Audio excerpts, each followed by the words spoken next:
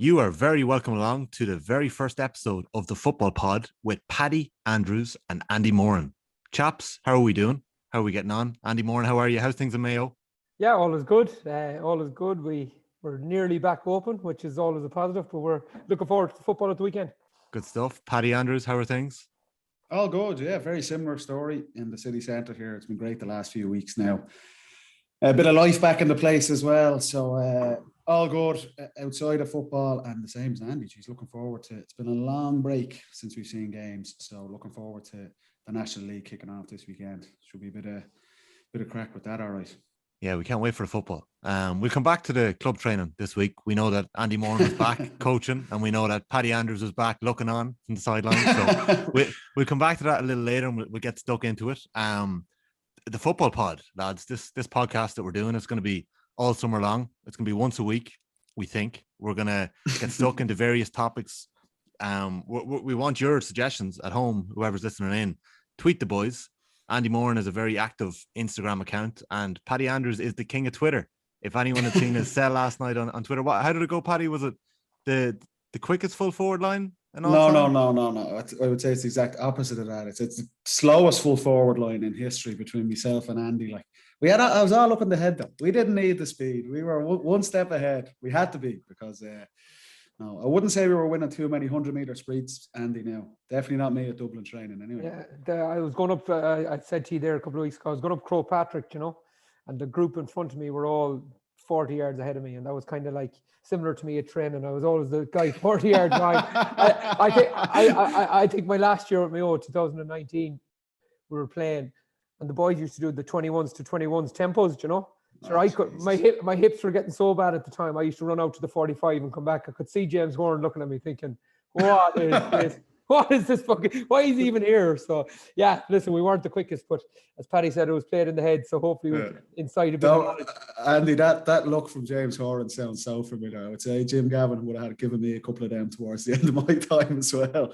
When Paddy put up the tweet last night, a couple of guys in the WhatsApp group started giving me a bit of grief, and Paddy reckons he's seen the light near the end of his career, but it was all about socks up merchants, inside forwards, looking at themselves. I don't know what sort of knowledge them boys can give to us. So egomaniacs. Egomaniacs. The socks up. Yeah. By the end, I definitely, Shapers. That's what you sound like. Shapers. Sorry, Shapers is probably the better one. Maybe, yeah. Sean, but was that the case? Were you like that earlier in your career, Andy? Were you a bad trainer when you were 20, when you were 19, when you were breaking into that panel?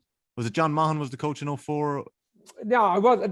I'd never say I was a bad trainer as such, but I was just, when it came to running, I was so bad.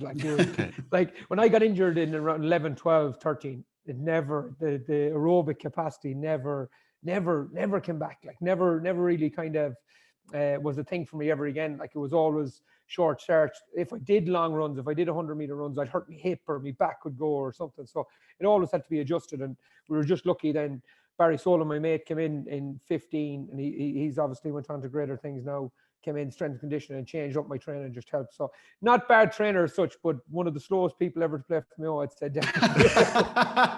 So we're not talking Larry Finnerty. We're not talking Larry Finnerty in the 90s. You weren't like that when you were coming in January. I remember Billy Joe telling me a story about Larry Finnerty before. He came into training, and his dad was obviously playing Willie at the time, and he came in and he said Larry was running around in a pair of Bermudas, denim shorts at training. So he goes, nice. I think very nice. I think it changed up a lot, but it was no, we weren't Larry Finnerty, but we'd some athletes, and the Dublin boys as well, some athletes. Like even when we were playing Paddy's teams near the end, like even the likes of Mick Fitz and these guys, Davy Byrne, Davy Byrne playing corner.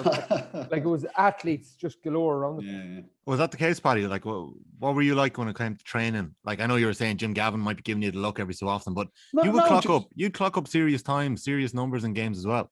Yeah, very similar to Andy. Like, it's not a case you were a bad trainer, like, but any team, club teams, county teams, there are some guys who are just aerobic savages. They're just natural. It comes naturally. And we guys, obviously Dublin, James McCarthy, Keane O'Sullivan, you know them when you're looking down. And other guys, it took a hell of a lot more work to get up to speed. It definitely wasn't you're a bad trainer, but you had to work extremely hard to get it. And I think myself and Andy would have been absolutely in that category. But very similar. Like when we were playing playing Mayo, very similar style of play to what we do with the Dubs. And I remember chasing Paddy Durkin a couple of times. Mother of God. The alarm bells were ringing. I was running on empty, running after him. Very similar to what Andy's saying with Davy Byrne or Fitzy, you know. Cornerbacks go. And this day and age, you can't let them go, you know. You have to chase them the whole. You're doing 120 yards running back to your own goal. And any forward, whether you're playing inter-county, junior football or anything like that, nobody likes running back to their own goal, particularly when you're shapers like me and Andy. Yeah. We'll get into that a little later. And we might go back to this too, because I better ring Nathan Murphy, because we have ordered a batch of Shite Trainers of the Week t-shirts, because I thought you two boys were two of the worst trainers that ever came across. We might come back to a little later on. Running is something that two of the slowest trainers now. Two of the slowest trainers. Okay. I like that. All right, Slower's okay. better, yeah. You know, maybe that's just being smart, as you're saying, Andy, when you come back in 2014, 15, just changing up the way you're training. So we'll come back to that a little later. When it comes to how you two boys know each other, Mayo and Dublin, it goes without saying, was pretty much the defining rivalry of the 2010s. Throw in an All-Ireland from Cork at the start of the decade. You had McGuinness, Kerry jumping in 2014. It was tit for tat between Mayo and Dublin. Did you boys come across each other much outside of that? Do you lads know each other, or have we just thrown you together into a podcast here and this is the first time you're kind of getting to know each other? From my side, and I was thinking about this. The two teams played each other so often. It was just by fate every single year it seemed to be Dublin against Mayo. All-Ireland semi-finals, finals. Obviously, we're in Division 1 for the whole decade as well, so you're playing each other in the springtime as well. I think it's fair to say the two teams probably didn't mix much outside of those games, because the rivalry was just so intense, and we wouldn't have known each other that much outside of it. I tell you a funny story. The first time I ever came across Andy, and you might remember this, I was in my shambolic full backline phase, and I was playing fullback for DCU. Against a star-studded, an all-star collection from Jordanstown, and it was a Sigerson League final. Geez, it must have been 10 or 11 years now. It's kind of, your memory from college is hazy enough at the best of times, never mind when you add in 10 years later. But we were playing Jordanstown up in Silverbridge in Armagh, I think, about 2 weeks before Christmas. It was the league final, and as I was saying, I somehow was playing full-back for DCU. And Andy was playing full forward. And within about 2 minutes, Andy, being the smart footballer he is, realised that he was marking a complete and utter sham. So he's roaring for the ball to be kicked in. And like Georgetown, an unbelievable team, 15 inter-county players. But DCU were pretty good back then too. We would have had 15 inter-county lads as well. But Andy scored, 3 or 4 points in the first half. Georgetown were smoking us, and we came in at half time, and Niall Moyner was our coach, and I was like, Niall, Jesus Christ, like this full-back thing is not going to happen, like get me out of there, this is laughable. So he goes, right, we switched. I went out of full-back and went to centre forward in the second half, and managed, thank God, to start kicking a few points in my own, and we ended up winning the game, believe it or not. But I remember the first half, it was the first time I kind of marked Andy. I kind of knew who he was, obviously, with Mayo. And it was a catastrophe for me. But I think we came out on top in the end once I got out of the full back line. But I remember it well. And it's funny, just on a different thing, that I suppose it kind of epitomizes college football and the university thing. That there was 30 inter-county players playing that match. Unbelievable game. But Georgetown were stacked. A lot of Ulster players, a couple of guys from Connacht as well. DCU had I think Brian Cullen, Bernard Brogan, Conor Morton, like unbelievable game. And there was about 4 people at the match. Like, no media coverage, no anything. The game itself was savage. But just, I suppose, college football, isn't it? It's even back then, it's for the players, really. There's no supporters or anything there, or media coverage. But that was the first time we came across Andy. And then thank God, as the decade wore on and we played in Croke Park, obviously, with Dublin and Mayo, I was as far away from it as I possibly could be. I was down the other end of the pitch, thank God. And I'd say the Dublin supporters were thanking God as well that I wasn't near the full back line at that stage either. Yeah, but when it moved on, then we I won't give you too many compliments on this, but you know, I think that Dublin forward line was so studded with Flynn, Connolly, Brogan, Alan Brogan. Even.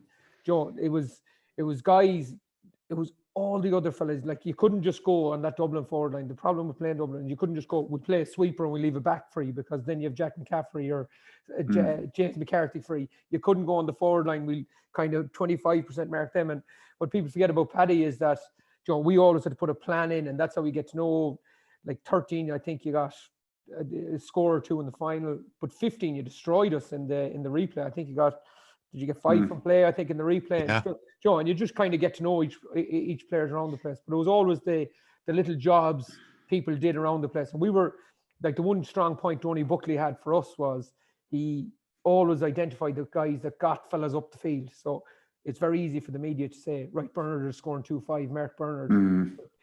Buckley was very good at identifying, right, listen, we need to take Paddy Andrews out of the game, or we need to take Paul Flynn out of the game where it was important. So you just get to know each other, I suppose, throughout the years. And you probably get to know each other by the management team talking and coaching. Yeah. And this is the way to move, and this is the way to go through. So it's interesting the way it moved towards the years. Like I played a tiny bit in the backs.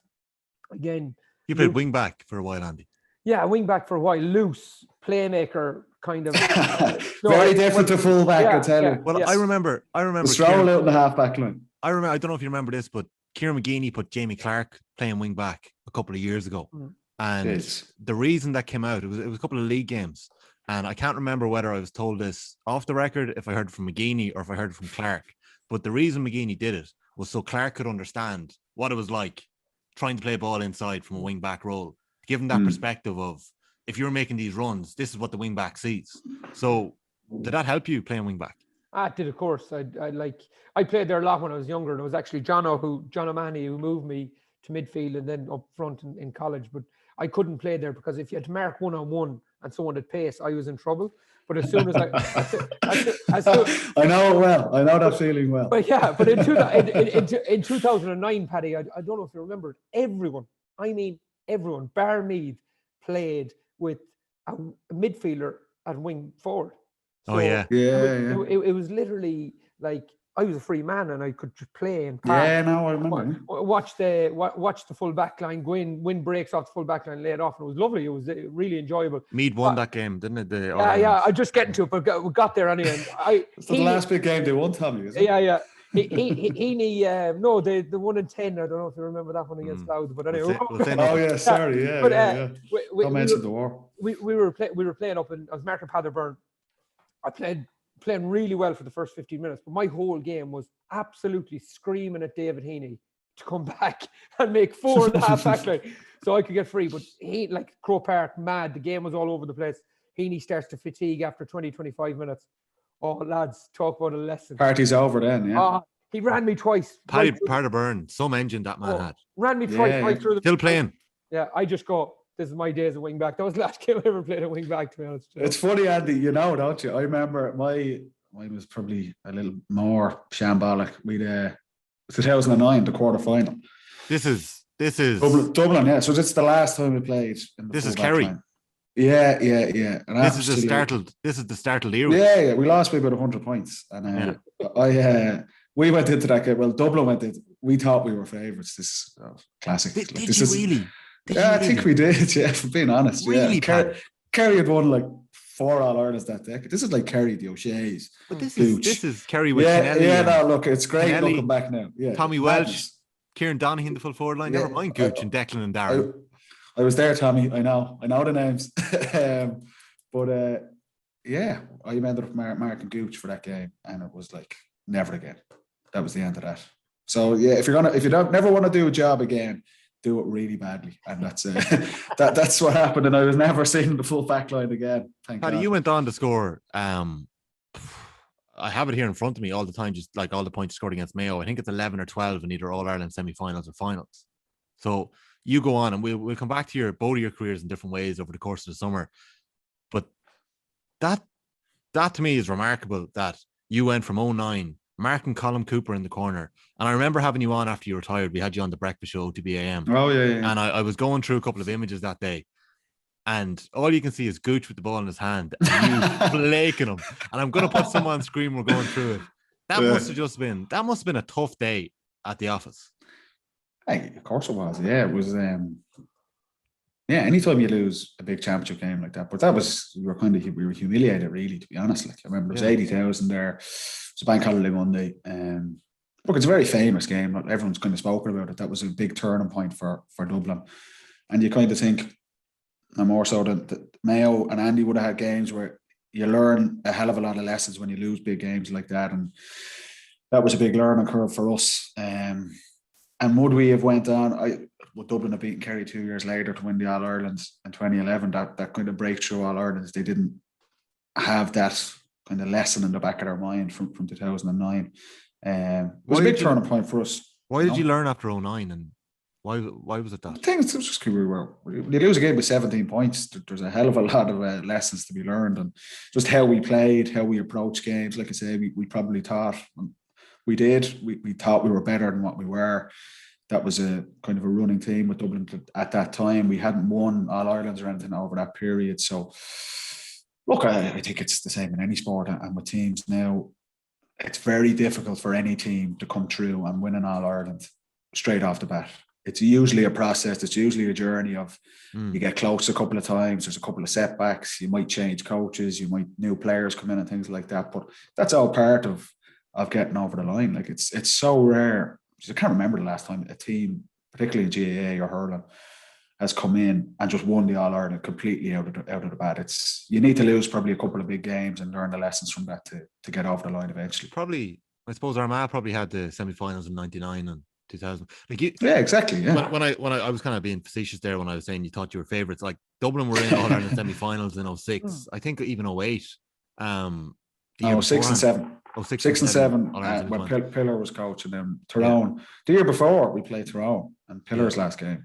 And again, we were probably thinking we were favourites, and Tyrone bet us by about 13 points that day. So, and it's funny, like you'd look at those teams, and I had kind of made my debut. Keane O'Sullivan would be similar age to me, Clucko, Bernard Brogan, Dermot Connolly, Paul Flynn. We were all playing in those games when Dublin were being absolutely annihilated, like beaten out the gate back to back in quarter final in 08 and 09. And I think that was always something that kind of stuck with us.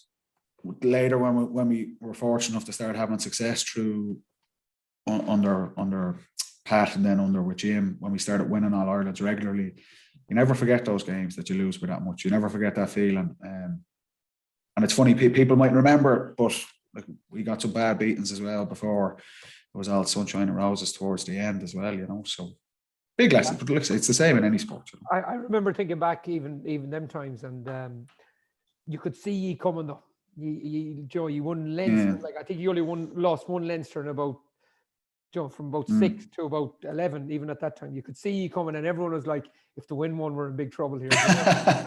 But you could see, like we played you 2003. I think Tommy Lyons was your 21s coach. That team was amazing. Like you're on about playing. Tommy Lyons used to do this thing where he used to play the forwards for one half, and then he used to play them as backs, so they were getting used to that as well. The development was happening. Yeah, it took probably a bit longer than they probably expected, and they needed probably someone like Pat Gilroy to come in and really strengthen it together. But I think that's fascinating. I've that written down actually. I think that's a fascinating one there. Who was the manager that came in and won it straight off the bat? I think, and it'll probably bring us into Tyrone, Paddy. Like we have, like you had Jono in '98. It happened there for a while. Jono in '98. Then you had Joe Kernan in 2002. Mickey Harte 2003. Jack O'Connor 2004. And they were first-time managers. And then all of a sudden, even McGuinness. He needed a couple of years. Joe Gilroy, all these guys needed maybe. Well, Jim did it in 13. That was his first year. Who? Jim Gavin. Jim came in 13, but the team had been on a cycle, really. He had a team that won one at that stage. That's the point. So it's fascinating the way it kind of, you go in. All of a sudden in the early 2000s when it started getting busy and professional, a manager can come in and have this huge monumental effect on a team. Yeah. But I don't think it happens as much. But Andy, it's not just GA, it's across sport. Like you look, it happens so rarely that a team will just come bolt out of the blue. I think like Leicester City in the Premier League, what was that, 5 years ago? That got such recognition because it's so rare that it happens. Usually, when it's GA, Limerick hurlers on their side of things, soccer, rugby, and it takes 2 or 3 years. You need to learn the lessons of it because it's so competitive at that elite level. Very, very rarely, particularly this day and age, a coach comes in, has all the answers. New players come in, they've all the answers, and they beat the big teams. And like we're not talking about winning one big game, like maybe last year's championship, obviously Tipperary winning the Munster Championship, things like that. We're talking about winning the whole thing. You need to win 3 or 4 big games. It's not just one off. you need to beat. Like if you're going to win the All-Ireland this year, you're going to have to beat Dublin, probably going to have to beat Kerry, and you're probably going to have to beat one of the big northern teams as well. Like that is a big ask for the new team to come in and do that. They might win one, but it happens so rarely that you win them all, you know. We will have plenty of time to talk Dublin and Mayo and all of those games and all of those finals. Is there a standout moment, Andy Moran, from playing Dublin that you actually like? You've had so much pain, I suppose. But I would look back on the 17 final as a highlight. Like I don't think there was ever a game, Paddy, between the two of us where we both played at our peak. Yeah. And like both come off the pitch and go, oh, gee, you know, like you couldn't give anything more. And I think that was the game. Like, of course, we had opportunities to win it without question. But if you look at the players Dublin did bring off the bench that day, there's an awful lot of stuff that went on. But we scored 116. We scored 19 points. I've always said in interviews during the year, I don't know if you've noticed during the years, you have to get to 20 to beat 20. Dublin. You have to get to 20 to beat Dublin. We got to 119. You know, there's very little more you can do within a game. And you know, it comes down to I suppose the Dean Rock, Killian freeze at the end of it. But there was an awful lot more in it. Like if you've seen it, Dean Rock had an opportunity at the end of the game where he could have put it across to Manya. Manya taps in a goal, but he fisted over there. I think that puts you level, Paddy, or Manya. Like so, we could have got bet by maybe 2 there. Yeah. But Manion's screaming at him. I can remember that. But there's so like all of those games. Like, we played each other so often. It was incredible. Like between National League games and then for 5 or 6 years, it was like All-Ireland semi-final, replays, draws, suspensions, point victories, point defeats. It was just continuous, and every one of those games could go either way. That's why, as players, it was so enthralling. Like you come off the pitch playing Mayo, and it's just you're flat to the mat from the first minute. You know, you're physically and mentally drained. The supporters are physically and mentally drained because it just felt like it was year on year on year, and that's why it captured the imagination, I suppose. That, you know, probably in the noughties, that was Tyrone and Kerry. They were the 2 top teams and had some incredible games. And for the last decade, it was probably us. But those things, like there's so many moments in 15, in 16, in the 13 final, like we won by a point. The 17 final, you know, and even last year, me and Andy are fade up, long gone, and they're still playing each other in All-Ireland final. It's unbelievable. Like, so it was great to be a part of it. It was a privilege to be a part of it. And like I say, probably at the time, as it's going on, the 2 teams maybe don't appreciate it as much, and we probably wouldn't know each other that well because we just had to beat Mayo. We knew if we were going to get to where we wanted to go, we had to beat Mayo. So that's a huge rivalry. Yeah.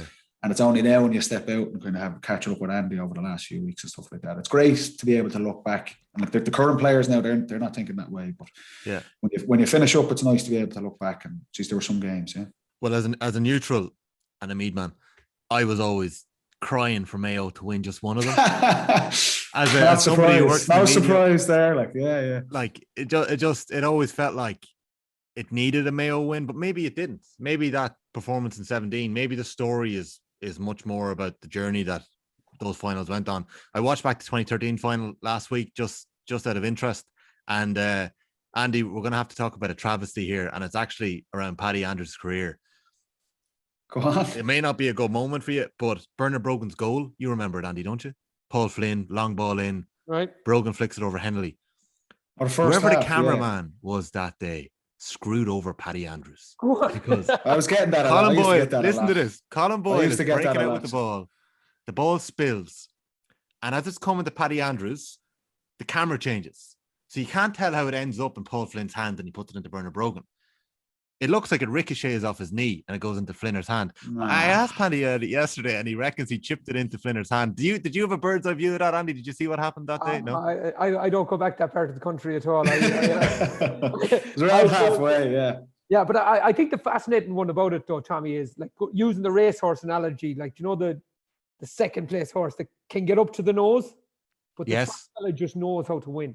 Yeah. And Dublin always knew at the start, when the game was in chaos, the start and the end of the games, they always found a way. If it was Costello coming on kicking 4, if it was Joe Conley coming on just disrupting our setup a tiny bit, if it's you know, it was Paddy. It was Paddy in 16 when McCarthy got that black card. You scored 2 points before half time that day. Massive, yeah. And then you even have what was it? Who did you bring on 17? Was it Conley that you brought on? And Conley and Kev McManaman, Yes, and we had. They were half time. They were half time substitutions. Yeah, I got whipped off at half time. Yeah. Did you?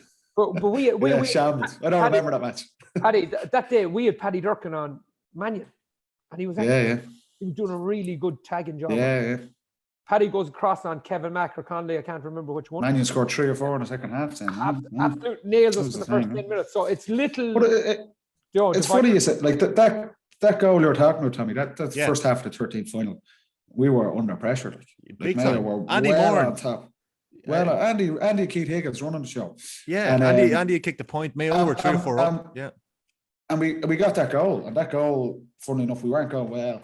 And Burno, being Burno, obviously got the goal. If you actually look at the goal from wide, he's the only man inside the 45 because we are just in chaos because Mayo are attacking and we're running around all over the pitch. Our shape is completely gone up front, but Burno gets the goal as that was just, he was some man for doing that, obviously. And that helped turn the game back in our tide. And it was like exactly what Andy's saying. Some of the big moments, we probably managed a little bit better and got a couple of breaks that helped kind of settle us. And that was the big thing. Like exactly what you were saying. It's taking the other team out of their rhythm. Like we knew each other so well that we would always have a plan for what Mayo were going to do. And Mayo knew us so well. So they're always trying to disrupt us. And it was whoever could kind of keep that cool. Yeah. And you were never going to, no team ever managed to do it for 70 minutes, but you get a period for 10 or 15 minutes where you're on top and you needed to make it like the hay at that point. And that was probably, we were able to do that a little bit easier in some of those bigger games. And that got us over the line. Well, listen, we're going to get it. We'll have plenty of time over the summer to get into various games and various moments from that rivalry. If there's any stories people want to learn, if you want to find out what happened in Coppers that night or anything like that, just email us, just WhatsApp in to Off the Ball at 0879 180 180. I have an email address that I'll dig out next week for the show as well, and we'll be on Twitter too, so you'll be able to get in touch with us. The football's back, lads. The football's back. Lovely. Andy, I know you were coaching last night, and as I said, Paddy, you were hanging about at Bridges training as well. I was training on my own. I'll be going on a long commute back to training this year. I'll be training hopefully with a club down here in Clare. But the real football is back this weekend. The National Football League. I suppose the hurling got off last weekend, and apart from Antrim beating Clare up in Corrigan Park in Belfast, it was a fairly standard weekend. Players are finding their way again. Cork put up a big score. But this weekend, we have a couple of big games on the cards. We have Galway and Kerry that we're going to come to in a couple of minutes. Andy, I know you're going to that this weekend with Ayr. And there's a couple of other big games. Paddy, who's catching your eye when you're looking at the league? Who are you looking forward to seeing most this summer? Well, I think the same as everyone. It's kind of hard to get a gauge on what teams are going to do because there just hasn't been games in 6 months. Teams haven't been able to go back training only for the last couple of weeks. But it will be very interesting this year because the league, it's so condensed. The season is normally 9 or 10 months. It gives new managers, it gives teams, players chance to kind of ease themselves in. Whereas now, if you go all the way to the All-Ireland final, the season is 4 months. So you have got to use the National League, the 3 games you get. Hopefully teams will try to get to a league final or something and get the 4 games in. And then you're rolling straight into championship. So you need to hit the ground running. And for me, one of the biggest changes from previous years is Tyrone. Obviously, that Tyrone have had Mickey Harte there for the guts of 20 years. And an icon, not just in Tyrone, but in GAA and what he achieved. But I got the sense from being in the Dublin, there seemed to be a narrative around the last 2 or 3, maybe even 4 years nearly within Tyrone, from their supporters, from ex-players, from the media, that nearly Mickey Harte's game plan and his style of play that had brought so much success has started to become stale. And as Tyrone started developing these really, really talented players coming through, obviously Conor McKenna's back, Colin McShane, big guys like obviously Peter Canovan's son coming through as well. Tyrone, all of us, Derek Canavan, and they started Ronan O'Neill, Kyle Coney, these guys, they seem to have these really exciting flair players, attacking players. And they were still playing this nearly robotic style of defensive play and nearly asking their forwards to nearly sacrifice a bit of their game and a bit of their flair to come back and play this defensive system. And that had been such a huge part of Tyrone's success for years and years and years. But the feeling, and it seemed to be coming from within Tyrone nearly, that they needed to change. that Mickey Harte's style, as brilliant as he had been, in order to get the best out of these players, these younger, kind of more exciting forwards coming through, the Tyrone need to play a bit more expansive and be a bit more open.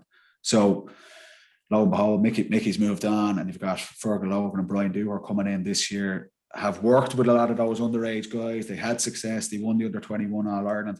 I am intrigued to see how Tyrone go about changing that. Or if they will, I presume they will. I presume that's why they've been brought in to do that, and nearly let these Tyrone forwards off the leash. You know, are we going to see them in Tyrone lose the ball instead of 13 players sprinting back to their own half? Are Tyrone going to keep 4 or 5 forwards up the pitch? I'm not expecting to turn into the Harlem Globetrotters now this weekend when they play Donegal, but I think that is a big thing for Tyrone.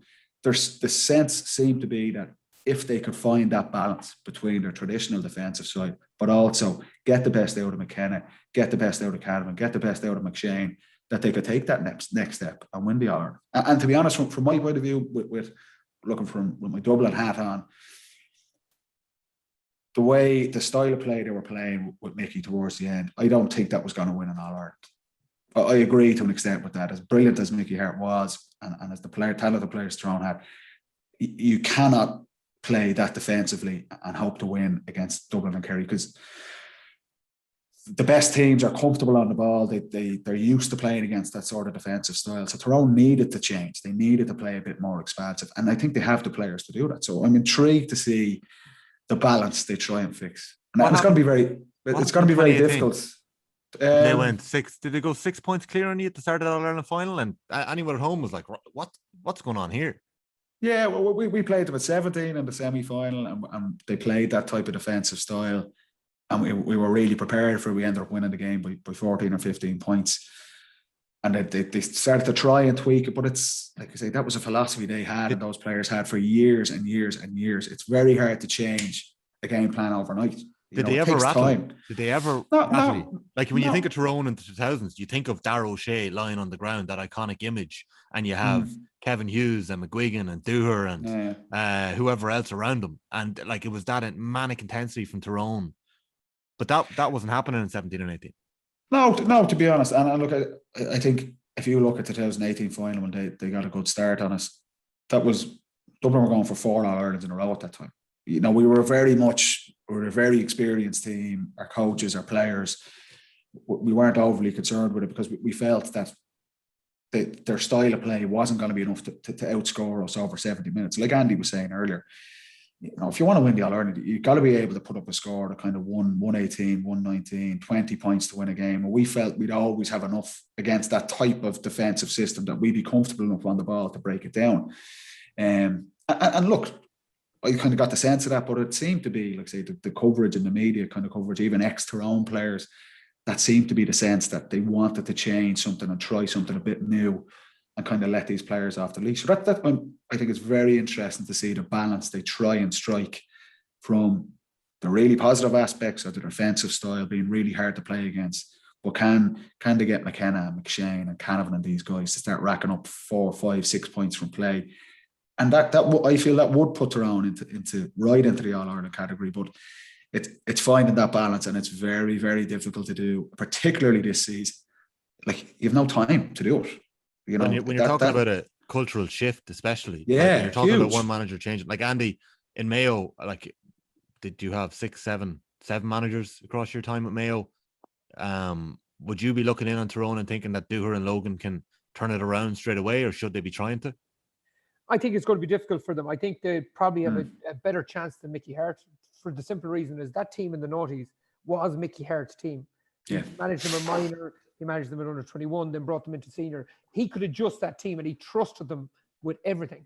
Okay, then that team moves on. Mulligan, all these guys move on. Stephen O'Neill, they move on. And then you have to trust another caliber of players. So to switch it and move it and change it is very, very difficult. And they mightn't have understood his philosophy perfectly and all that. So it is definitely, I think it's a positive change. And again, nothing but admiration for Mickey Harte. But I think it is a positive change for Tyrone.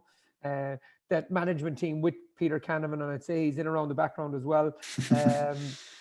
That management team won it under 21. or they got to a final anyway. Did they win? I think they won They won it, yeah. Yeah, they won the final. So it's amazing. But I would expect more from their players. I remember like playing against Tyrone back in 05, 06, and you'd be marking Davy Harte. You'd go in, ball come in high into the box.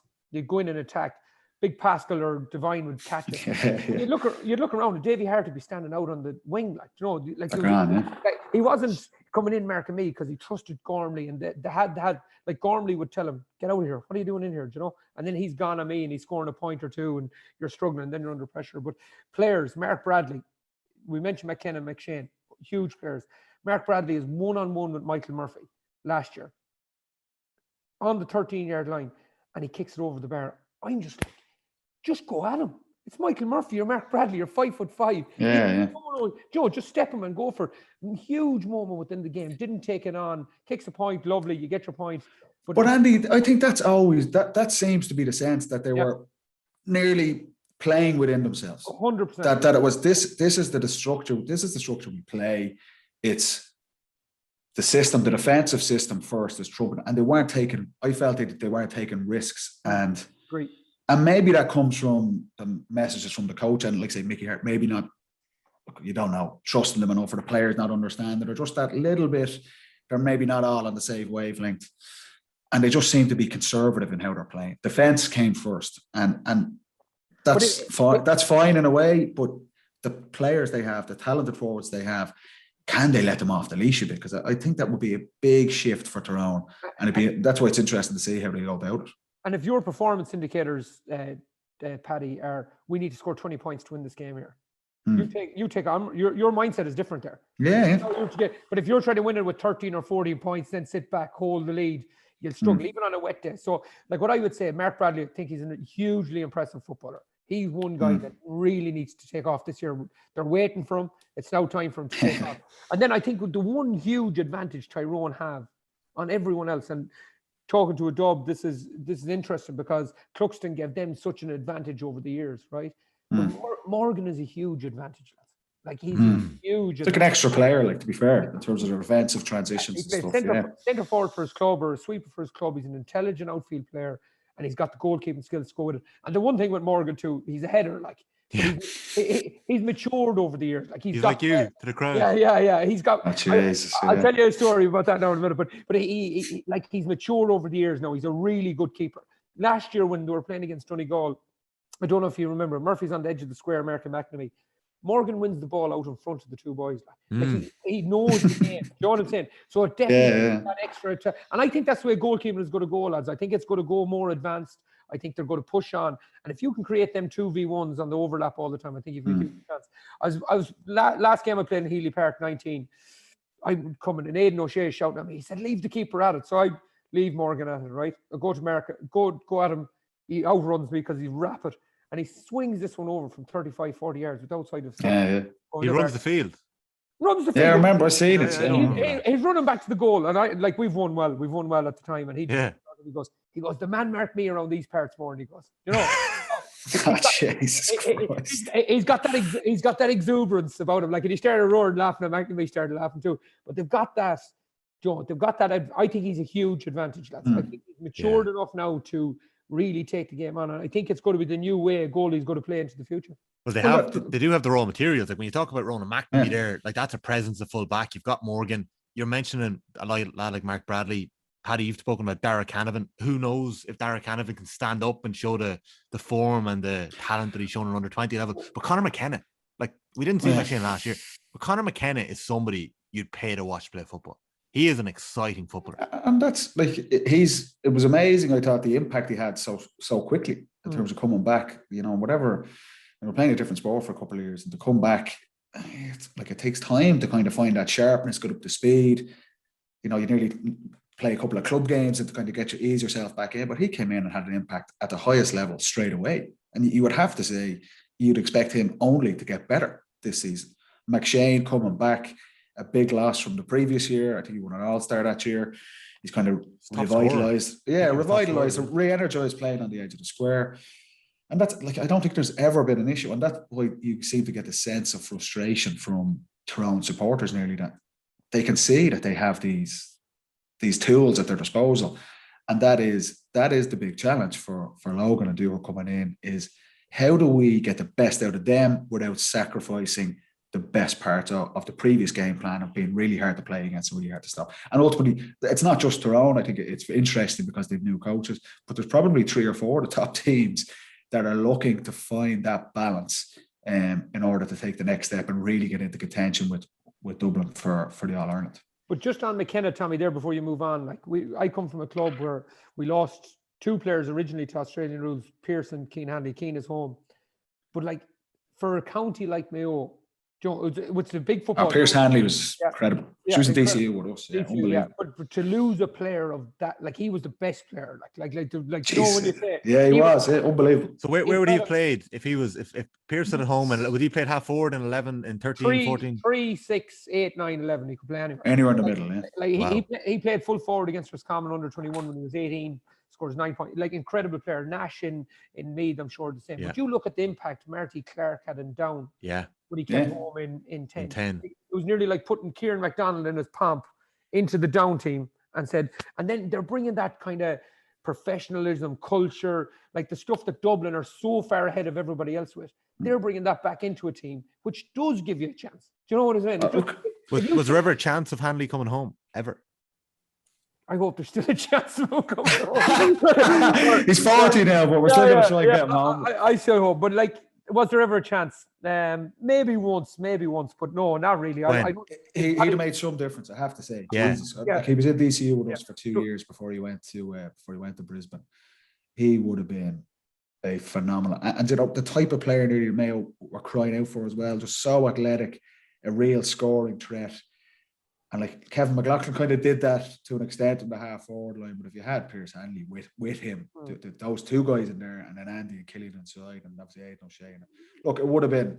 I think he would have made a huge impact. Obviously, he was an amazing footballer before he went, and that's what Tyrone are banking on for McKenna to do. When the first stage of it last year, in his first year back, to have such an impact, he again is someone you're expecting. He's only going to get better, and again, that's why it makes Tyrone.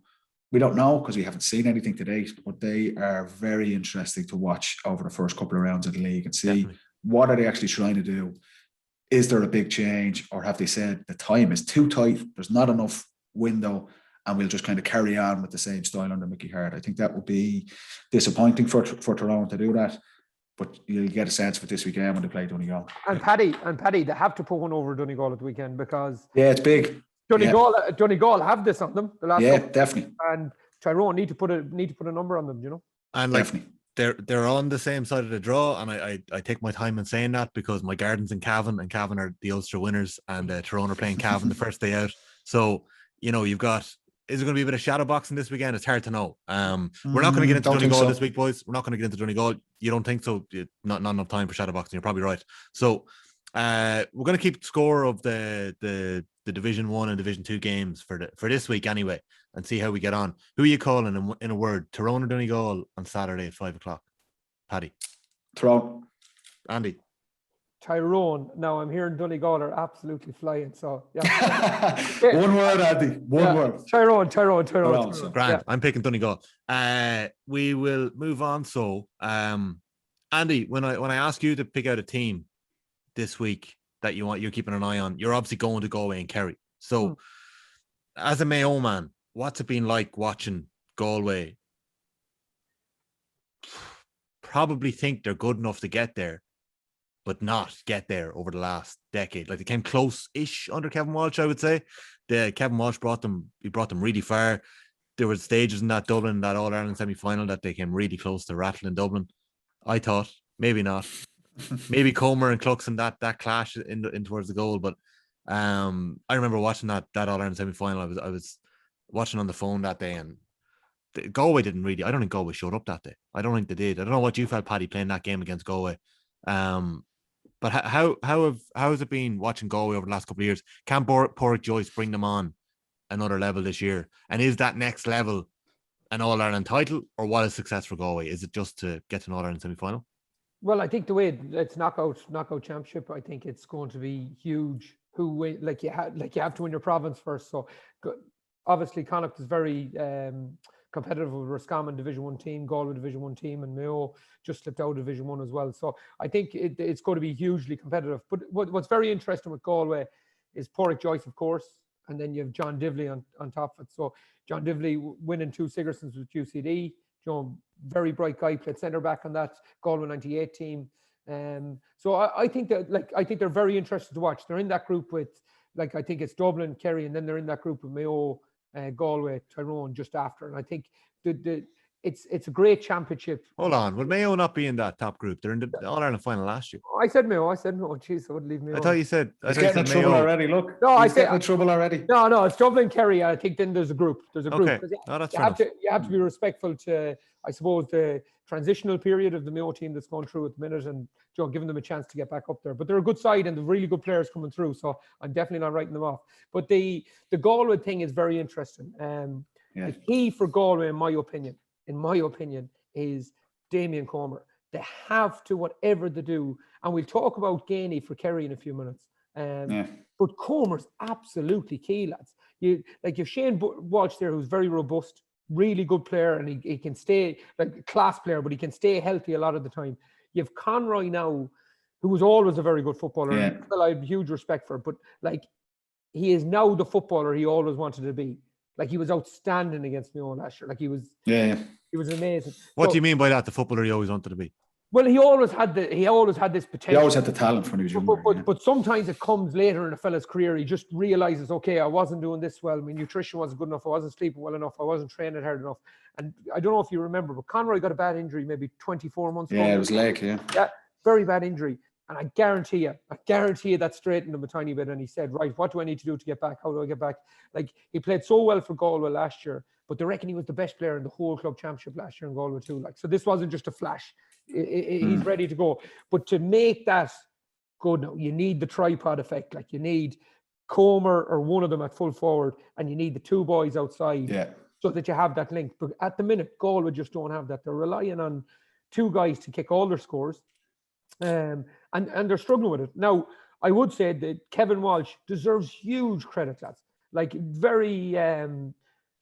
think he gets talked down too much. He literally, we were beating Galway by multiple points. Yeah, I find this fascinating. From the outside looking in, very, very similar to what Tyrone are trying to do now. Walsh comes in, stabilizes the whole thing. Yeah, completely. Mace maybe plays a tiny bit too defensive, but stabilizes the whole of the team. And now he's handed over a very good package to Pádraig Joyce. You could use the analogy, the midfielder into the full forward line to finish the job off. But there is something there. But the key thing, Comer, whatever they do with Comer, however they train him, they have to keep him fit to have a chance. They have a really good, Sean Kelly played wing forward for them for a couple of years now. Yeah. Absolutely beautiful cornerback. And he's carrying ball, he's linking the play, he's getting the ball up quicker up the field for them. Very, very good player, very smart. Johnny Heaney, very, very good player, very smart. McDade is a very good player as well, back from Australian rules, good player as well. Maybe a problem in goalkeeper. And they had a problem last year at midfield. But the big one, lads, is Peter Cook is back for them this year. Right good player. Left the panel last year, but when we bet Galway and Limerick in 2019, Cook scores 4 from play. This boy can play. That's it, Andy. I don't think it's a case. Galway have always had really talented players. And you look through, I totally agree that Kevin Walsh, I think, did an amazing job at Galway. Mayo have been the dominant team at one Connacht Championships and were competing with us to win All Ireland. And Galway weren't really anywhere to be seen. Kevin Walsh comes in and look, 2018, they top Division 1. So they're top of the normal standings. They get to the league final. They lose narrowly to us. They win the Connacht Championship and they get to an All Ireland semi-final from after years and years of Mayo dominating. Yes, it was a very defensive style of play, not traditionally what you'd associate with Galway. But that was, in my eyes, huge success and huge progress for Galway. Top of Division 1, league final, Connacht champions, All-Ireland semi-final. Again, kind of murmurs from supporters and players that, listen, this style is too defensive. It's not really traditionally what Galway do. Again, we have guys like Comer, Shane Walsh, Conroy, really expressive, lovely footballers. Let's get back to playing the more traditional Galway style, more attacking. And that's what Pádraig Joyce, again, like what an icon, an unbelievable forward in his generation. You expect he is trying to do that, to develop that game plan and play that expressive style of play. But then as he tries to do that last season, all of the good things, I suppose, from Kevin Walsh's time, like they played Mayo in a league game, they conceded 3-23 that day in the first game. So it's finding that balance, very similar to what Tyrone are trying to do. Galway have really, really talented forwards. How do we get the best out of them? Because you're right, Comer, Shane Walsh, Conor, these are top players across the board in the country. Can we get the best out of them? But can we be really hard to play against defensively? That's the balance they're trying to find. And I think Kevin Walsh was kind of nearly... The tenure was looked down upon because it probably wasn't the most exciting style to watch. But Galway are in that bracket where you know what Pádraig Joyce and John Divilly are going to try and do. Unbelievable servants to Galway. They'll have a philosophy. Galway have the players. It's finding that balance and letting those guys to go and express themselves. And can Comer have a year like he had in 2018? Can Shane Walsh have a year where he's injury-free and he's consistent? If he does that, and if Galway do that, I would probably have them as favourites for Connacht. But you don't know yet. You haven't seen the proof that they're able to do it yet. And there's always that thing. If Mayo get a bit of momentum, like Mayo are not going to be short of confidence going in. They could easily knock them off and win Connacht again. So it's that's very interesting for Galway as well. Can they find that balance, particularly a game against Kerry in the first game away? No better place to start to try and do it. But if you look at our careers, so if you look at my career, for example, right, Killian comes onto the scene in 11, and then all of a sudden, like Dublin have to put Rory O'Carroll on Killian, or they have to put one of their best markers. All of a sudden, it frees me up a tiny bit. That was great. I loved it. The same about myself. No, someone Mark Burnham. I got over here. But you know what I mean, Paddy? And when I was describing your career at the start against us, it was like you mark Bernard Brogan and you go 1.5 men on Bernard Brogan and 1/2 men on Paddy Andrews. Paddy Andrews scored 5 points. So the danger is like you got to have a spread of danger men around your forward line, or else 100%. It's too easy for the defensive line to come in off the weak side and think. If Comer isn't fit, Walsh, if it's Mayo or Roscommon playing against him, one man gets a yellow card on Walsh. Yeah, no, I agree, yeah. Somebody else goes on him. It's too easy. So you need to have a spread, like Desi Keneally played last year for Galway. Lovely player, but he needed a mountain beside him. He needs someone to go in and push Chris Barrett so he could mark the next best defender. And so you need that spread. So 100%. Yeah, absolutely right. That's why I think Comer is so key to this Galway team. I think the other two boys I mentioned in Conroy and Walsh are robust enough to get through a quick season. It's Comer is the key here for them. And if they can keep him fit, I think it gives them an outside chance, you know? So if Damien Comer is the key for Galway, and we look at Kerry, and immediately, Andy, you had Kerry up there with Dublin as the contenders for the All-Ireland. You had Tyrone and Mayo behind them.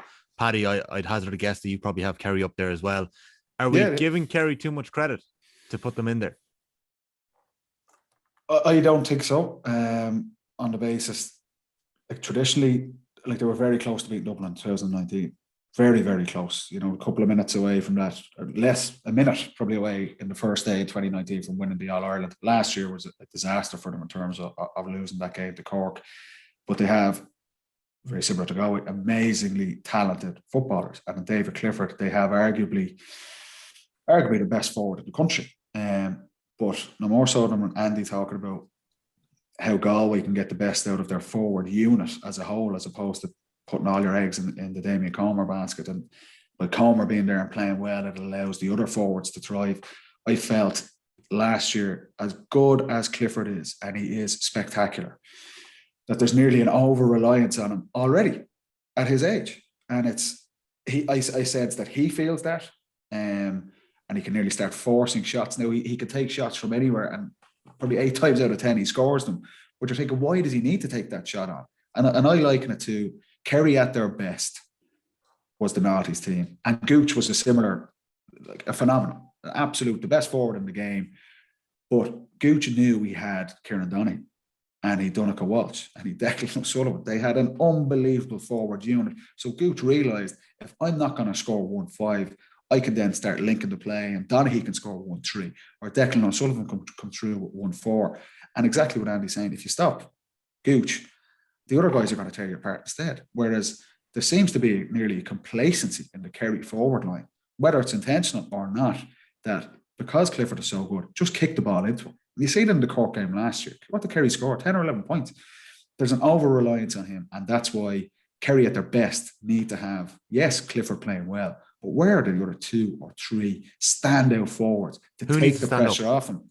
Who needs to stand up in your eyes? Look, I think Geaney's an amazing player, but he probably hasn't been at his best in the last 2 or 3 years. I think it's a big year for Paul Geaney. He is an exceptional player. He's proven it at this level already. But if Geaney at his best is playing well this weekend, Galway have their hands full with Geaney and it frees up Clifford. You know what I mean? If Geaney's quiet and there's no scoring threat from the half forward, like Peter Keane got eviscerated by the media and by Kerry supporters last year for playing a defensive half forward and probably in preparation to try and play Dublin. But they had no scoring threat from the half forward line against Cork and they ended up losing the game. Kerry at their best have 4-5 forwards who can absolutely kill you. And I feel in terms of their forward unit has got complacent in how they approach the game and they're over-reliant on Clifford already. That puts pressure on their game plan, but it also puts pressure on David Clifford as a young player, as good as he is. I don't know, Andy, you were a similar type player to me and I know you would have had those type of thoughts about playing in the forward line as well. Yeah, I think Paddy has summed it up well. I think just to move it on again, that tripod effect of Sean O'Shea, Clifford, Geaney. Sean O'Shea, yeah. Yeah, but it's just if you have, I think experience is such a undervalued thing in Gaelic football. Like if you look at that Dublin team, you go through it, right? Like when Dublin boys went out training the last day and then it coached with them, Paddy, I was surprised. Cooper could have done that training session himself. Yeah, no. Don't mention the war. He didn't need a coach. Yeah. You've James McCarthy there. You've Fenton now. You've Kieran Kilkenny. All experienced players. Cluxton. They're not trying to ship Cluxton out. So I look at that Kerry team. Exceptional talent. You look at Tom Sullivan on the full back line. Massive player. And right through. But the key guys is still Paul Murphy, David Moran, and Paul Geaney. And the reason they're so key is because when David Clifford has an off day like he had against Cork last year, if Geaney was playing that game, Kerry win. They'd win. They would win the game, man. Yeah, and 100%. he's not fit. He doesn't play. And all of a sudden, they've no one just to say, lads, calm down, relax. Let's get around here. And one thing I like about having a real superstar player in Clifford is Geaney has no problem being second best there. Because everyone in the country knows Clifford is so good, right? Okay, same as Dublin with Con. Everyone knows Con is an exceptional talent. So you do little bits and pieces. Paddy, I'm sure you did it for Bernard, and I did it for Conor Mort when Conor used to play it, because Conor was just a special talent. So you had to do extra running for these guys. And Geaney would have no problem doing that. I think in Tralee the year before, I seen in the All-Ireland final against the boys in 2019. So I would say Geaney is key, but I'd also say David Moran is key. Now, the problem Kerry have with David Moran is he is absolutely essential to their team, but a team can do like what Dublin, and Paddy might come in here, what Dublin did to David Moran in 2019. So James McCarthy, I'm standing on there looking on at the game, and I'm just obsessed with McCarthy. I'm looking at him.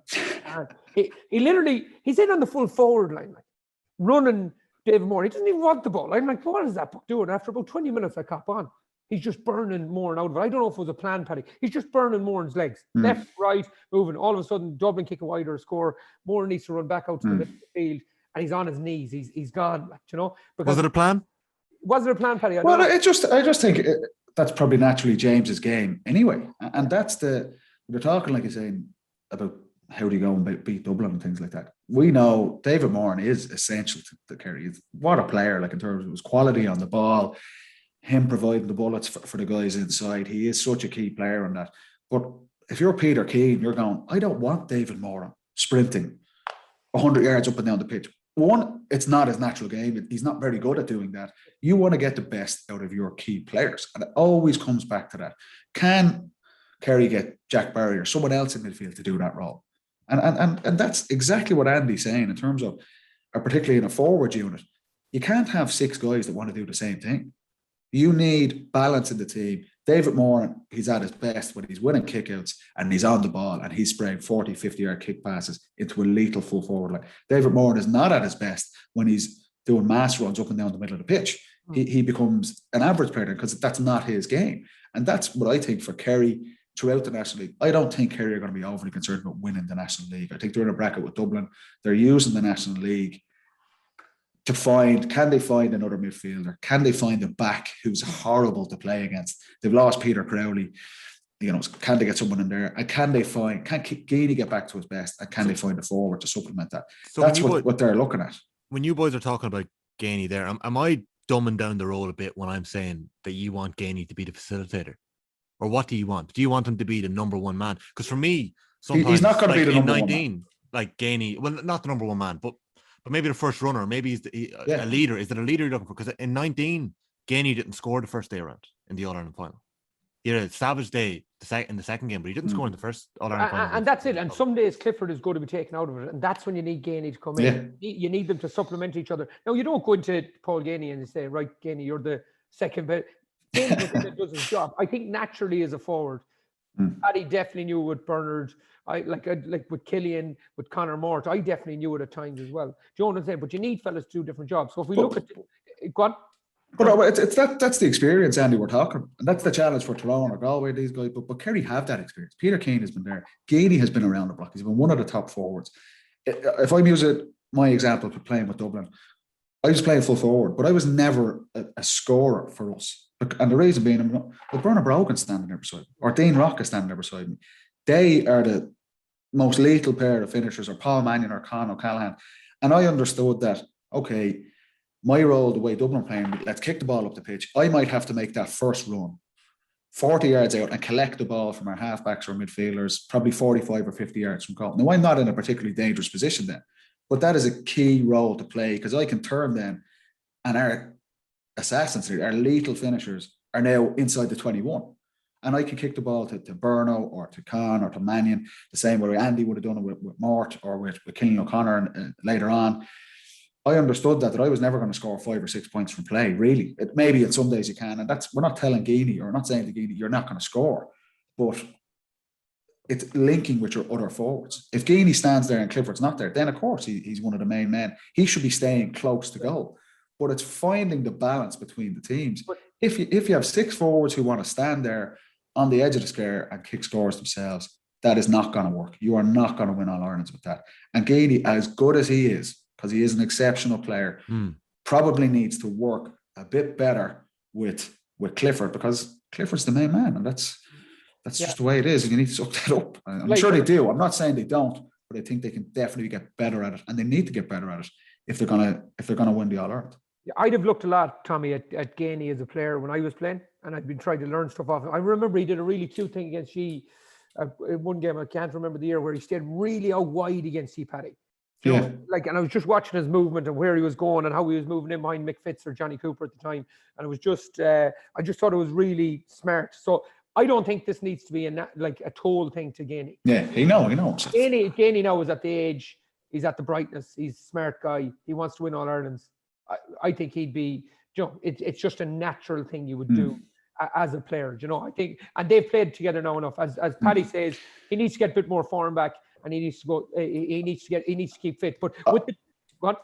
No, I think that's the thing. I think it's his form. Probably he's had a couple of knocks and injuries. He's a little bit older. I think if he gets back to his best form, like, he's a smart player. Kerry guys are smart forwards. That it's just getting it running. And what it does, if Geaney's out, and you look at the Cork game last year, Sean O'Shea gets the ball, or David Moran gets the ball at midfield, the entire defence knows this is going 50 yards to David Clifford.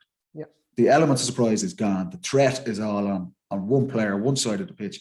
As good as Clifford is, it makes it so much more difficult for Kerry to rack up those scores. At their best, like you say, the Naughties team, Jack O'Connor, Pat O'Shea's team, they had 5 or 6 forwards. Stop the gooch, doesn't matter. Declan Sutherland's going to tear you to bits. And that's the balance to get Sean O'Shea, get Clifford, get Geaney, and Spillane coming in. Like, they have the talent. It's just getting... If they work as a unit, and I just get the sense from the outside looking in that they've become complacent in their forward play, because they have Clifford, and it's like, just let it into him, he'll do the rest. I don't think that's going to work. That's not going to fly to win an All-Ireland. When you think of that Cork game, like, Clifford scored that freak of a point from the sideline where the camera couldn't even catch a gun over the barrel, went up that high. Yeah. He had that shot and goal from about 22 yards that I'm not sure anyone else in the country would have tried.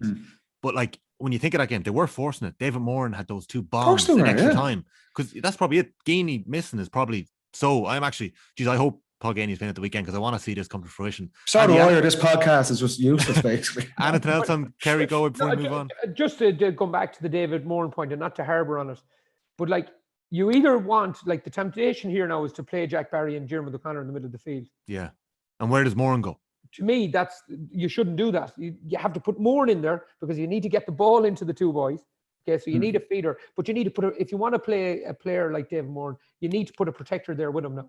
You can't just play and say, right, David, you need to run up and down the field. You need He's not going to do that. He's not going to be able to do that. Moran could play 11 like Johnny Buckley would have done for years. Well, I don't think you need to do I don't it. even know he do that.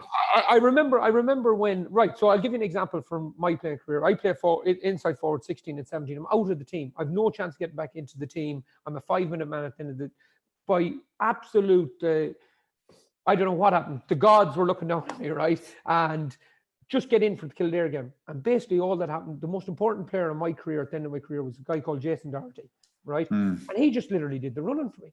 So if Davy Byrne starts running, lads, with the ball, there's absolutely no chance of me catching him, right? No matter how, what, wasting your time, yeah. I don't think if I drove a Fiesta after him, I'd catch him. Like, he's running up the field. You're right, though. Like, it's madness. Like. So all that happens is I get to the 45, Jason Doherty looks after him.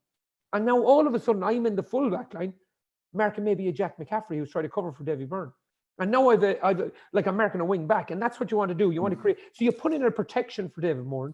You allow him to be a bit of a luxury because he's going to get you the ball up the field, but you need to put in a plan. I remember again, sorry now for harbouring it, but Philly McMahon marked Gooch in the 15 final after Gooch comes back. Yeah.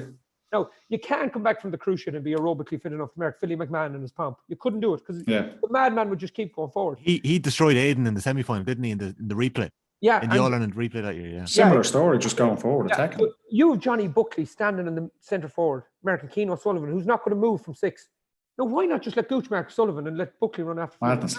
You know, and it was just, you could see Gooch's face. He was white in the face, just returning from a cruciate, under pressure, and Philly McMahon, I'd say, probably got man of the match today.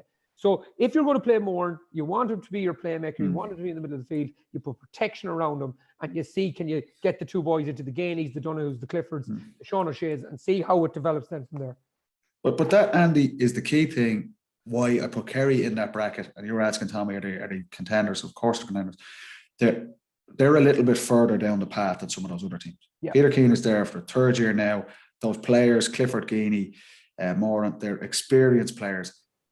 That may sound simple, that passing players on and I'm going to run to here, you take it from there. That actually takes a hell of a lot of work on the training pitch. It takes games where it goes right, where it goes wrong to learn that.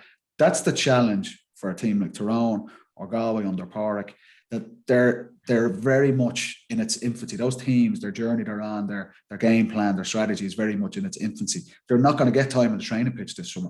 The games are just bang, bang, bang, bang, bang. Kerry have that window. They've had 3 years of Peter Keane. They're smart players. They're experienced players. If they get that right, and that's what I'm saying, if they get that balance right, I would put them as the number 1 contenders to Dublin. I don't think that's a big shock, but I think it's an ask. It's important for them to get that right. And it'd be interesting to see, again, that approach, who's going well for them on Saturday when they play Galway, because that'll be a brilliant game. Like. I kind of knew this was going to happen. We're well over an hour into this, lads, and we're going to have to go rapid fire through it. We're going to try and keep most of the podcast just under an hour, but it's going to be tough. It is going to be tough. There's so much to chat about. So I'm going to go couple of quick fire questions. First off, Kerry or Galway, lads? What do you call them? Kerry for me, home advantage. Kerry. Okay. Paddy Andrews, can I throw this at you off the cuff? Peter Keane lit the touch paper this week. He was speaking in the Examiner, and he said it was unfair on the rest of the counties, wrong and unfair, that Cork, Down, Dublin and Monaghan convened for illegal training sessions. And he essentially said that the Dublin players weren't punished enough. Desi's obviously got a 12-week ban. Will that impact the players? Will they pay any heed to any of that, to any of the coverage around that over the last couple of months? Absolutely none whatsoever. None at all. I think, again, that's the kind of experience with Dublin. Maybe 10 years ago, things like that, would you be worried, or not worried, but it would seep in.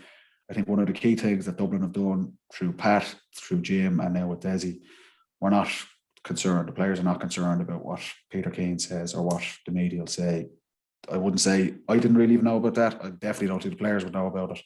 They'll just be focused on playing Roscommon. So, no, I wouldn't say that would have any impact at all on Dublin. What do you make of Peter Keane's comments, Andy, in terms of wrong and unfair? Would it have given much of an advantage to be training and convening over the last, I don't know how many times it did, but, obviously 4 counties were caught. Again, we don't have the true reflection on it, and everyone has different personal opinions about outdoor training. Obviously, I'm in that kind of trade myself in terms of fitness. So listen, they trained. They probably shouldn't have had a coach with them. Do you know what I'm saying? I think that's the major thing. I think Desi's been punished. I think he probably showed good leadership coming out. I'd say he rang and said, "Give me the punishment as quick as you can." I'd say, and I think it's done. I don't think it makes that much of a difference. You know? Yeah. Well, Ronan McCarthy, the Cork bosses I trained, are talking about it as well, and he personally, I think, felt it was unfair that Cork were I suppose caught, and given the fact that they were on a beach and there was no there wasn't a football training. I suppose. Look, yeah. No, I just I don't think it was right that it happened. Obviously, the rules are the rules, and in hindsight, I'm sure if you asked the 4 counties, should they have been at it, they shouldn't have. You know, the rules, obviously the country's gone through a very, very challenging 4 or 5 months, and the guys were just caught out. Like I said, the punishments have been meted out. The coaches are suspended, and I don't think it should have happened. But look, it's happened. It's gone. In terms of impact going forward, I would say it will have absolutely zero impact on Dublin, Cork, Down, or Monaghan going forward, despite whatever comes out in the media. Okay. Dublin have had a couple of retirements this year. Clearly, Paddy, you're one of them. Paul Mannion has stepped away. There's been a couple of others. Michael Dara McCauley has stepped away. What, in a word, is there anything new we can expect this weekend from Dublin? We'll come back to it. We'll go a bit more in depth next week. We'll do a bit of analysis and we'll look ahead to their second game. But is there anything new we can expect this weekend? It's hard to know because, like I say, they haven't played since the All-Ireland final in December. I would put Dublin in a category along with Kerry in terms of the National League. I don't think Desi's going to be overly concerned whether they win the National League or not. I think Dublin are looking to find probably 2 or 3 players. Give us one. Who should we look out for? I think Dublin are going to look for a midfielder. I think Michael Dara is gone, obviously, who mightn't have played as much, but there's a spot there and they need someone, exactly what we're saying with David Moran. Brian Fenton, a strong partner for Brian Fenton to let him be the best version of himself and attack and go forward. I think Dublin are going to be looking for someone there. They're looking for, I'd say, Paddy Small and Bugler, who both came through last year and had a relatively positive impact come the championship. Can they kick on again? And I put them in the same bracket as Kerry. 2 or 3 players to find over the National League. And they're in a different position because they're further down the road. I think for Monaghan, Armagh, Galway, Tyrone, they're looking to get momentum. They want to win games. I don't think Dublin or Kerry are overly concerned with that. I think they're looking to find 2 or 3 players for the squads. Okay. We'll look back on the first game against Roscommon next week. Andy Moran, when I say Keith Higgins, Chris Barrett, Jamie O'Shea, Donald Vaughan, Tom Parsons, David Clark to you, like, my God, how on earth are Mayo going to put a team out? Yeah, we will be fine. There's a really fine under-20 team coming through. And there's a lot of them integrated. You seen Oisin Mullen last year and 1 or 2 more coming through. Tommy Conroy, who was under-20s 2 years previous. So there's definitely players there. I think the biggest impact, and I'd say Paddy would probably say the same, and I don't know the guys personally, but the likes of Michael Dara, even the likes of the guys that are Owen O'Gara and them guys that Darren Daly and them guys that retired, and Paddy, you're getting to know your sense of humour yourself. But where these guys are going to get really missed is around the dressing room, I think. Yeah. You know? Like you have the likes of Tom Parsons there, who came back into the squad after being dropped in 2014 and created a huge impact around the place. You know, like fought his way back into the team. Did that through his club form, got his way back, and then just became a huge person around the place. The likes of David Clark. I remember Clarky saying to me one day, Buffon went back into the Italian squad for 1 game. Remember that? And he looks across at me, we were both 36 at the time. He said, "You think that daft DJ would retire?" I looked at and the 2 of us. But he had a similar sort of personality. He first, like I know it's an understatement, but I guarantee you, Paddy has seen this with Cluxton, is like the presence of them 2 men that's around the place. That's Clark, the big thing. Yeah, Clark is first and last. Chris Barrett, right thick little fella now. Do you know what I'm saying? Like Paddy, you've marked him. Like I know him well. Yeah, tough boy. You mark him, you know. And then you look at it and you go, okay, we're at training, we're playing A versus B's. Who is going to mark Killian? Who is going to mark Aiden? Who's going to give it? That's to the them? big thing. Yeah, you know, and that's where the losses really manifest. And if Mayo can get over that, they've a really good chance. They've a young guy called David McBride from my own club, Jack Coyne from Ballyhonus, Oisin Mullen. They're 3 right good fullbacks now. right, they could come through. You have a guy called Enda Hessian from Gary Moore, Jack Carney. But again, it takes time to build and to get to where you need to get to. So hopefully that transition is quick. But again, we're into a bit of a land of unknown. But James is really good with young players, and he will give them the chance. But you know what, Andy? It might not be the worst thing for those guys in Division 2 then. No, absolutely. For younger players to come through, there's probably a little bit more time on the ball. It can speed up their progress and get that kind of confidence and get that experience in, as opposed to it's a big ask for brand new players to come in and make their debut in Division 1 and they're playing Dublin and Croke Park or they're playing Kerry down in Tralee. It might make it a little bit easier. I fully expect Mayo to come up from Division 2. And like I say, they've already blooded some of those new young players in last season. A lot came through last year. Like a lot of players, it was massive for them to get to an All-Ireland final. And obviously, it may have been too early, but it was massive for them to get that far. But you gain huge experience from that, Tom. That's the thing. That's the games, and they'll kick on again this year. And that then becomes the standard. If you get better in the Connacht semi-final or Connacht final, what's your standard? Like, where are you? Yeah, exactly. If you get to an All-Ireland final first year, all of a sudden, okay, lads, this is where we want to get back to. How do we do it? Where do we move? What do we need to improve? And it gives you a huge, the same as what Paddy was saying about 2009, Paddy, was it? Yeah. So you then now know, okay, right, we need to improve this. Clearly, this is the level we need to get to. Yeah, clearly Dublin were a better side. But look how, like, do you know a player that fascinates me, Paddy? Is Scully. Like, first All-Star, outstanding player. But unbelievable player. Last year was his year, really. Like he'd been on the squad for probably 4 or 5 years. He goes so under the radar. Oh, he's a player you hate to look at. He's like, no, as in like in the sense that if you were playing against him, I think you'd hate playing against him. Yeah. He's always there. He's always in the middle of it. But he went up a level last year, Paddy. He went up a level. Well, that's because he was coming in trying to play wing forward in a team with Paul Flynn and Dermot Connolly, the wing forwards, 2 of Dublin's greatest ever half wing forward. Yeah. So it's quite difficult to break into that team. It takes time to get through. You finally get in. It takes time to find your own game and your own rhythm. Scully has a very unique style of play. Like, he never, ever, ever, ever gives the ball away. Oh, it's unbelievable. He runs 12. He runs 12k a match. Solos his right foot, left foot. He's an amazingly talented player. But in terms of getting up that confidence to, like, he's nearly along with Kieran Kilkenny. He takes the ball off the half back line. He's like, give me I'm taking that ball. A young player is not going to do that.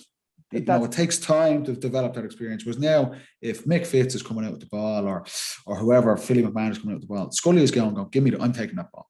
I'm going to control the tempo here. And they have the confidence to give it to him, Paddy. Because, and that, like, no 19-year-old is coming on to the Dublin panel and on their first year developing that sort of style of play, and it takes time to do that. And that's where we're saying with some of those Mayo guys last year, they've got a taste of it. They've done the apprenticeship. Now it's like, okay, as Andy's saying, that's the standard.